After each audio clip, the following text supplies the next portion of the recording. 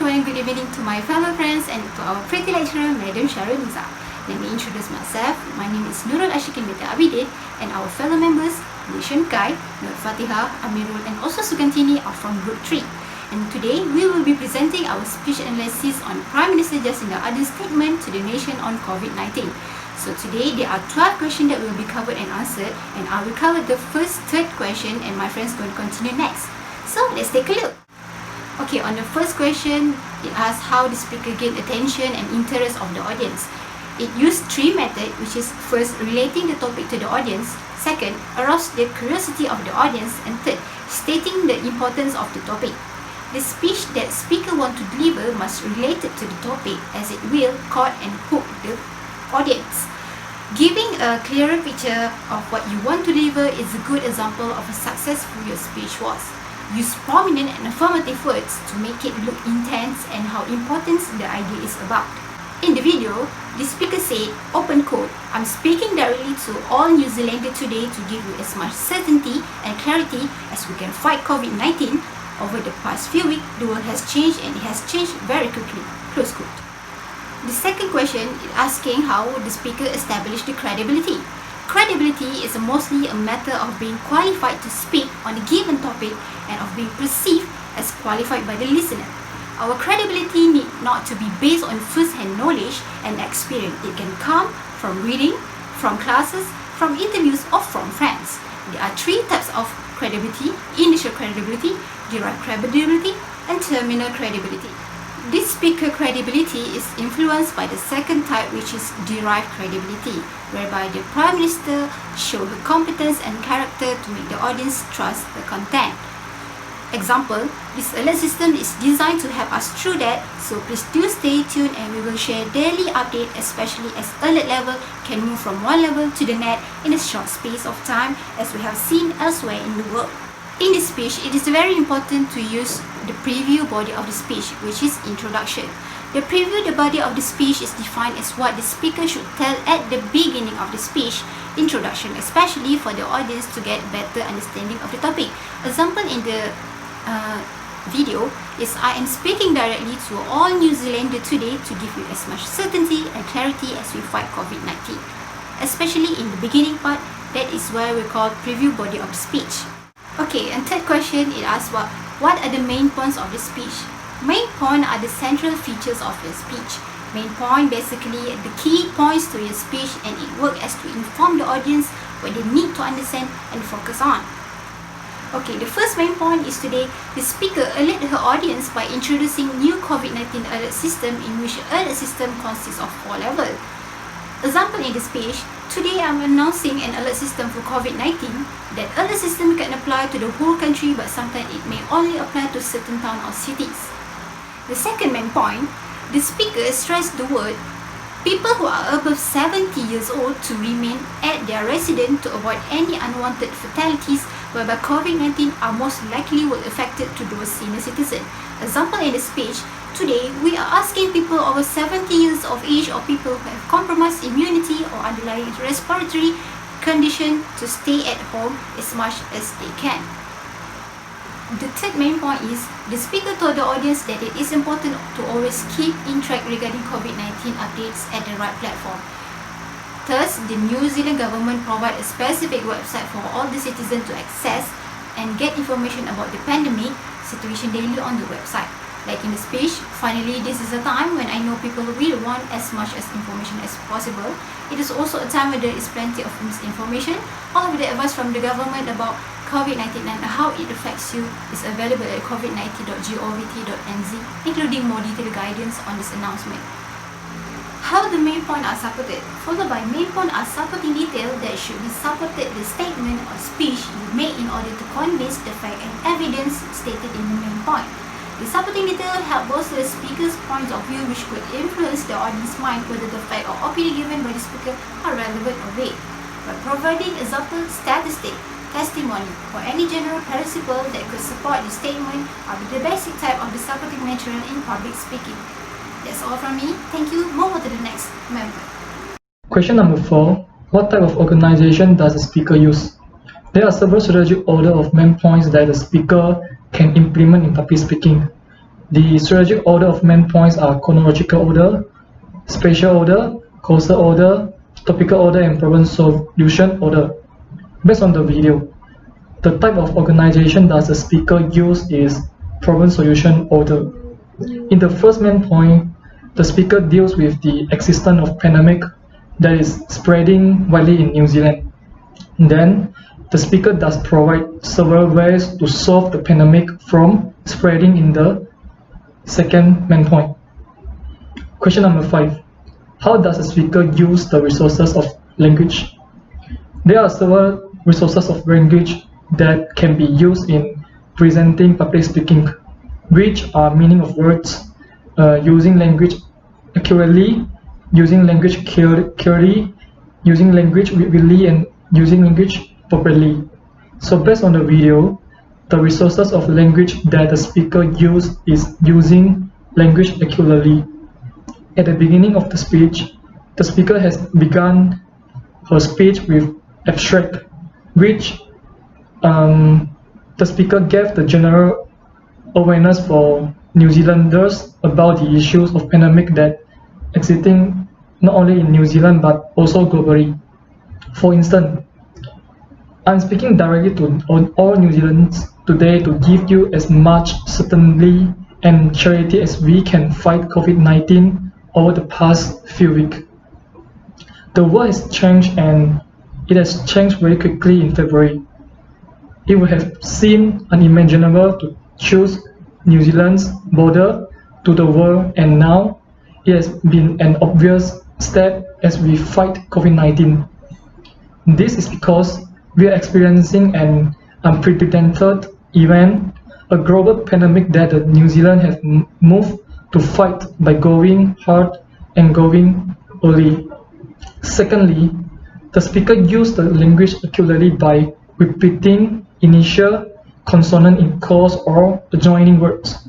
For instance, today we are asking people over 70 years of age or people who have compromised immunity or people who underlying respiratory condition to stay at home as much as they can. That means we need friends, family, neighbors to support our own older New Zealand and people who may be in this group by doing simple things like keeping in contact and dropping off food or other supplies when you do. Make sure you are not sick, that you are using good hand washing practices, and you are keeping your distance. What are the types of connective used by the speaker in the speech? There are 4 types of connective in a speech. It is transition, internal summaries, signpost, and internal preview. There are 2 types of connective used in this speech. Firstly, internal preview. Internal preview let the audience know what the speaker will take up next. For example, today I'm announcing an alert system for COVID-19. The alert system can apply to whole country, but sometimes it may only apply to certain towns or cities. There are 4 levels to the alert system. At each level, there are things we need you to do to keep you safe, and there are things the government will do too. In this context, before listing them out, the speaker told her audience about an alert system for COVID-19. Secondly, signposts. Signposts are a very brief statement that indicate exactly where you are in the speech. The speaker stated in the statement, Alert Level 1. As the COVID-19 is here, but contained. In this phase, we prepare the basics like border measure, contact tracing, and cancelling method gathering are all activated. Alert Level 2 is where the disease is contained but the risks are growing because we have more cases. This is when we move to reduce our contact with one another. We increase our border measure and we cancel event. Alert Level 3 is where the disease is increasingly difficult to contain. This is where we restrict our contact by stepping things up again. And Alert Level 4, this is where we sustain transmission. We eliminate contact with each other altogether. The speaker use this tactic to make the audience aware of the 4 key points that she mentioned in her speech. Both connectives are effectively used by the speaker. Explain the speaker voice during the speech. There are 8 aspects of voice you should work to control when giving a speech. It is volume, pitch, rate, pauses, vocal variety, pronunciation, articulation, and dialect. Firstly, volume. Volume is the loudness or softness of the speaker voice. During the speech, Ardern speak in a powerful voice to gain the attention from the listener. Second, pitch. Pitch is the highness or lowness of the speaker voice. Throughout the speech, the speaker speaks in a high pitch. Third is dialect. Dialect is a variety of a language which has different pronunciation, grammar, or vocabulary than the standard language of the culture. As a New Zealander, the speaker speaks in Australian accent. Next is pause. Pause is a momentary break in the vocal delivery of a speech. The speaker take a quick pause before continue to speak. During the speech, by pausing, the listener will be able to digest the information thoroughly. Pronunciation. Pronunciation is the accepted standard of sound and rhythm for words in a given language. The speaker pronounces the word clearly and correctly. Explain the speaker body during the speech.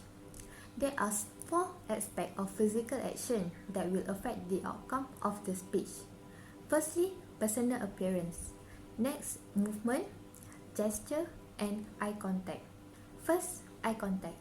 Eye contact is a direct visual contact with the eye of another person. The speaker maintains her eye contact with the listener to connect with them.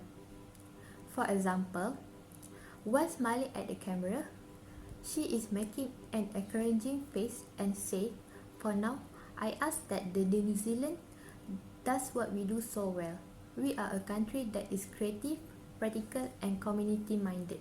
We may not experience anything like this in our lifetime, but we know how to rally and we know how to look after one another.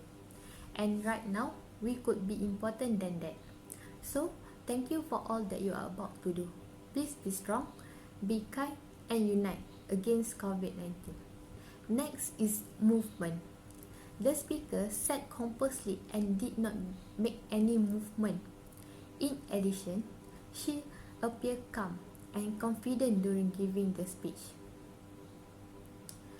Personal appearance. As the Prime Minister of New Zealand, the personal appearance of the speaker is professional.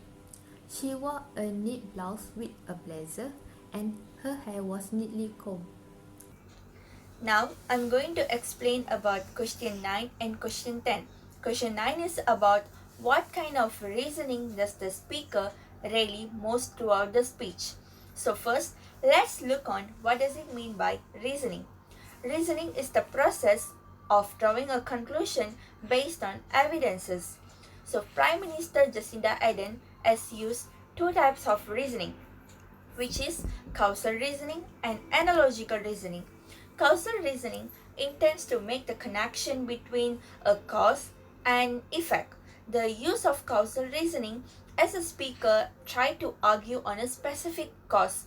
So from this argue, the outcomes might be positive or negative.